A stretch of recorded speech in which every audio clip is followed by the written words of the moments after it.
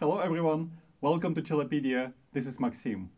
Today we will start working on the volume 3 of Cello Method by Dotzauer-Klingenberg. Right away we have a challenge to read music in tenor clef.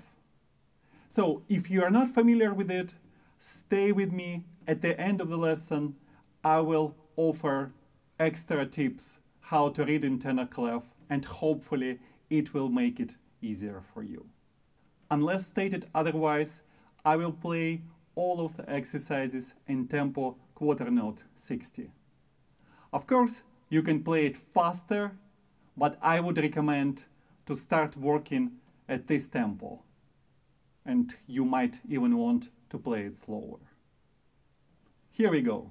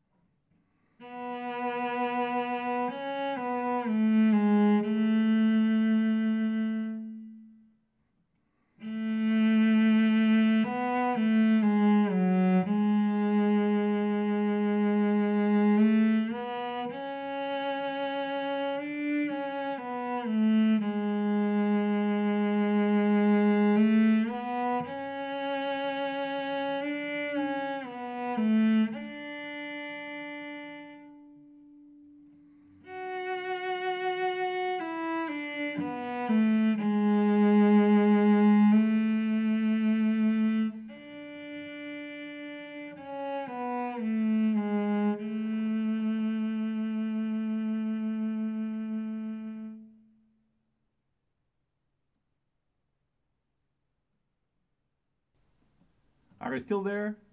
Great. Let's talk about tenor clef.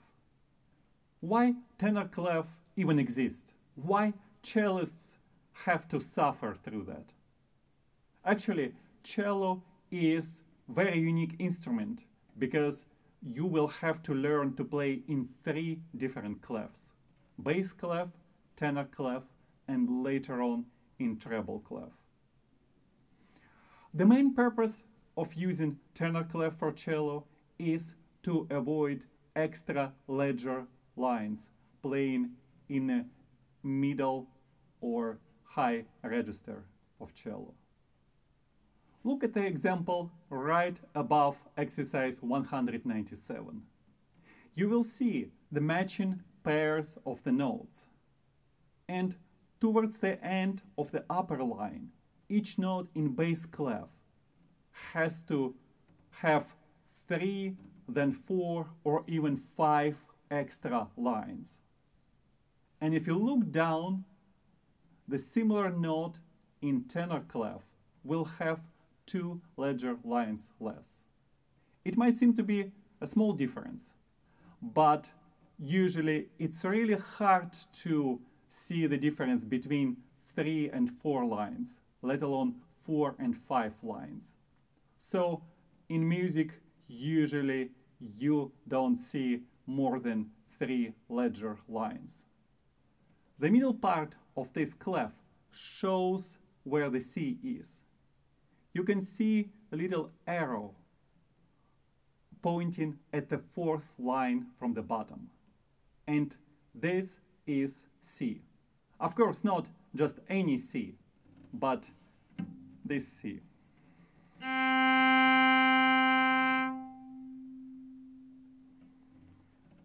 I usually suggest my students to learn that note, 4th line C. Then try to memorize one note above, which is right in the space, it's D. And then the top line, it's E. And then you have C, D, and E.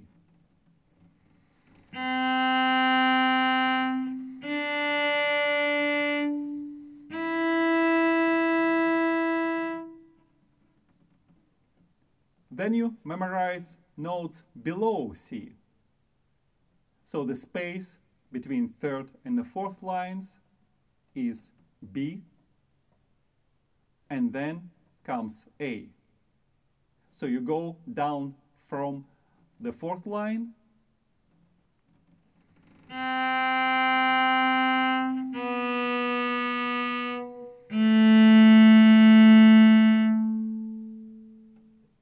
and you get C, B, and A. There is actually a quicker way to figure out which note you have to play. Here how it works. You see the note in tenor clef. For instance, the first note in exercise 197.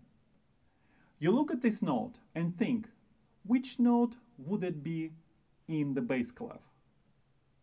And of course you know, that's B. Now, find B on any of 3 lower strings. Don't try to find it on the A string, but again, on D string, G string, or C string. Where would it be? Well, let's play this B.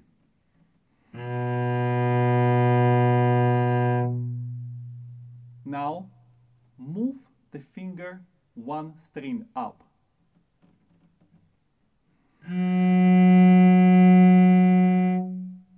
Which note is it? Well, it's F sharp. So, it's F. And that's what's important. So, when you look at the first note of 197, you can quickly think, okay, B on a G string, then 1 string up, it's F. Never mind it's F sharp, it's not important. You need to figure out the letter. This is a very quick way to find the note. Let's use another example. The last note of the first line in exercise 197. So that last note looks like D flat in a bass clef.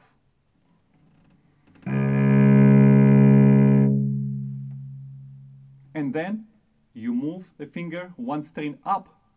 What will you get? Yes, A flat. And this is the note you'll have to play. So figure out the letter and play with sharp, flat, or make it natural. So play it the way you see in tenor clef. Why does this trick work? Well, the distance between bass clef and tenor clef is a fifth. It's the same distance, the same interval as we have between open strings. This is why figuring out how notes look in a bass clef will make you able to figure out in a very quick way what those notes are in tenor clef. Just move one string up. This is why this method doesn't work if you imagine the note on the A string. You have no string to go to, since the A is the highest string. I hope it helped. Look, don't expect tomorrow to open the music and read in tenor clef perfectly well. It takes time. Sometimes it's a good idea to write down the notes. So you think which note would that be and you write down a letter. Maybe at first you will have to write all letters for every note. Then next time erase some of those letters and try to play with fewer letters written in music. And little by little you will get used to it. But remember, there is no need to learn all the notes in tenor clef at once. Start with the notes around middle C, the fourth line. It's like learning a foreign language. First, learn few very important words. And then, little by little, you will be building your vocabulary. And people will understand you and will enjoy talking with you. The same with music. Tenor clef will open you a door to much more interesting, much more complex, challenging music. And I'm sure you will succeed if you are patient and keep working on it. Good luck and see you next time.